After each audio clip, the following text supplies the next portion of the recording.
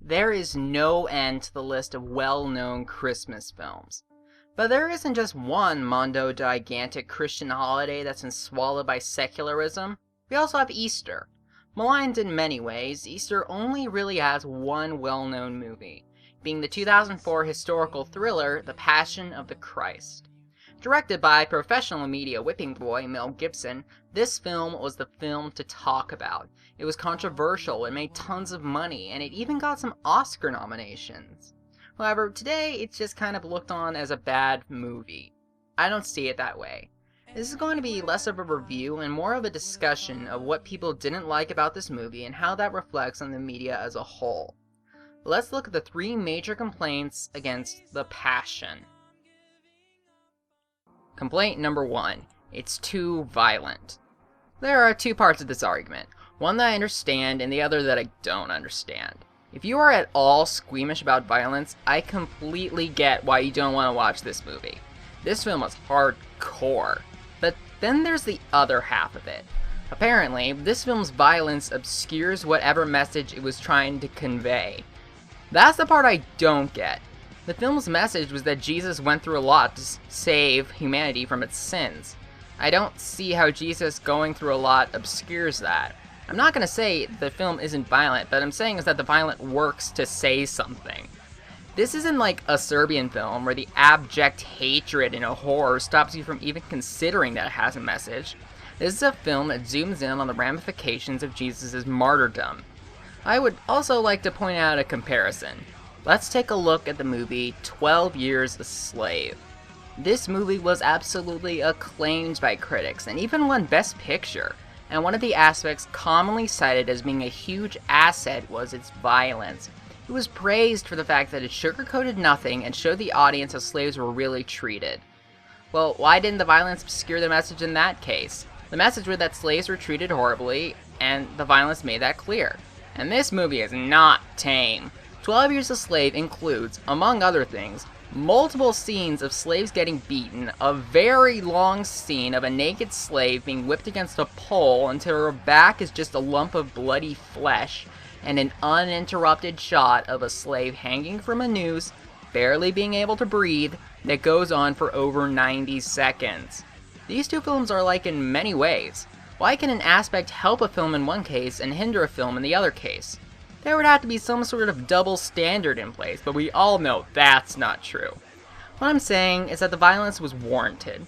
It doesn't make it a Jesus Chainsaw Massacre or a Jesus torture porn. This complaint exposes a fundamental misunderstanding about Christianity, but I'll get to that later. Complaint number 2.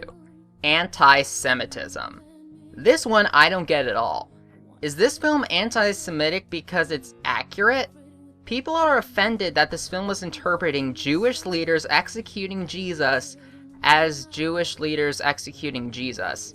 This isn't like, say, Birth of a Nation, where the movie is presented as historical fiction, but it's really just a chance for the director to glorify his hatred for a certain section of humanity.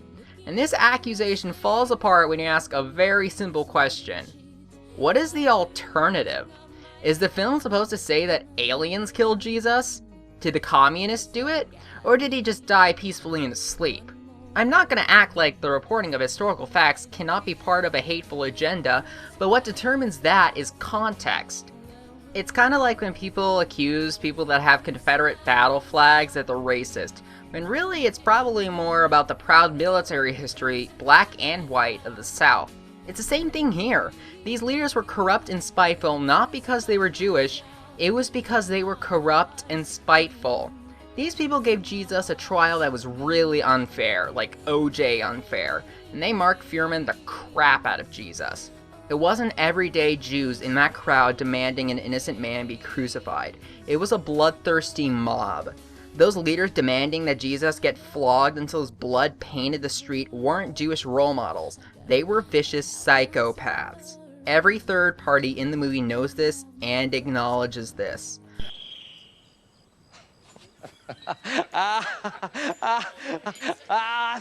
Baldek min hazui. Ulakata, unekiarea. The movie is not the one that's making the generalizations. And then there's this whole Jewish guilt thing. I don't buy that for a second. Maybe other people use it, but this movie does not advocate it at all. In fact, Jesus himself denounces it twice. As a comparison, let's look at Inherit the Wind. This play, that has been adapted to 4 films and shown in schools everywhere, not only exaggerates, but downright fictionalizes the Scopes trial, turning a glorified publicity stunt for a small Tennessee town into a vicious battle between bloodthirsty creationists and a poor innocent man just trying to teach the children Darwinism. And the film it was based on got critical acclaim. But once again, no double standard anywhere. Complaint number 3. This movie focuses too much on how Jesus died and not enough about his teaching. Let's go down the list of why this argument holds no water, shall we? This film is telling the story about Good Friday. I think it's safe to say there will be more focus on his death than his life. And even in that respect, this is number 2, the film frequently shows flashbacks of his teachings. Reason number 3, this film did exactly what it wanted to do. It got people's attention. People were talking about it and it sparked some controversy. It got people thinking. And number 4, this complaint expresses not only a fundamental misunderstanding of what Jesus was about, but also what Christianity is about as well. Jesus' purpose for coming to earth was to be a martyr. He did teach, yes, and that was nice, but his ultimate goal was to die for our sins. This is why people remember him, and it's also why Christianity got started in the first place. He wasn't just a teacher or a good man, he was a symbol and a sacrifice. That part wasn't really touched on that much in film until The Passion came around. Maybe this whole martyr thing is why the liberal media puts so much more emphasis on Christmas, which is about something a lot more nice. Jesus was executed by the religious leaders because he was a threat to them. He was a rebel and died an innocent man to save future generations. I don't see how that's so much worse to think about than what Jesus taught people, which isn't really taken seriously anyway. But even with all of that, is the Passion of the Christ really that good? Well, I don't see how it could appeal to you if you're not a Christian, but if you are, like I am, it is an awesome movie. Not only is it a bombshell of truth, it also appeals to me in another way. It is completely inaccurate to say that Christian persecution stopped after Jesus died, or that it stopped at all. Like racism, hatred for Christianity will never truly die, and this movie didn't kill it either. In fact, remember Jim Caviezel, the guy who played Jesus? His performance is something that even people hate this movie agree is awesome. Honestly, I'm surprised he wasn't nominated for Best Actor. Who won it that year? Jamie Foxx. Well, anyway, he was warned that this role might be held against him, but he took it anyway.